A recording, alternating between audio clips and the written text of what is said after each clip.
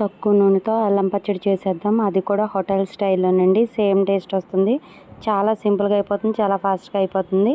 రెసిపీలోకి వెళ్ళిపోదాం. ముందుగా ఒక ముక్కడు పెట్టుకొని అందులో ఆయిల్ వేసి అందులోనే శనగపప్పు, ఇంకా ధనియాలు, అల్లం, ఎండుమిరపకాయలు ఇవన్నీ వేసుకుని ఇవన్నీ కూడా పచ్చివాసన పోయే వరకు వేగనివ్వాలి. తర్వాత ఇందులోనే వెల్లుల్లి, చింతపండు కూడా వేసుకొని ఈ రెండింటిని కూడా మనం బాగా వేగనివ్వాలి.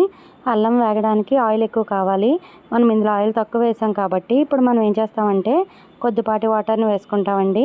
ఇందులోనే ఫస్టే బెల్లం, ఇంకా కరివేపాకు కూడా, కొంచెం కరివేపాకు కూడా వేసుకొని 10 ఆకులు అంటే ఒక రొబ్బ వేసుకున్న తర్వాత వాటర్ వేసుకొని ఇదిగోండి ఇలా అయిపోతుంది. అంటే బెల్లం వల్ల ఇలా పాకంలా ఉందండి. ఇలా ఉన్నదాన్ని చల్లారి పెట్టేసి తర్వాత ఫైన్గా పేస్ట్లా చేసేసుకోవాలండి. కొంతమంది గట్టి పచ్చడిలా చేసుకుని అన్నంలోకి కూడా కలుపుకుంటారు. అలా కూడా చాలా టేస్టీగా ఉంటుంది. వేడివేడి దోశల్లోకి కానీ ఇడ్లీలోకి కానీ చాలా బాగుంటుంది. జ్వరం వచ్చిన నోటికైతే ఇలా తినడం వల్ల నోటికి ఇంకొంచెం ఎక్కువ తినాలనిపిస్తుంది.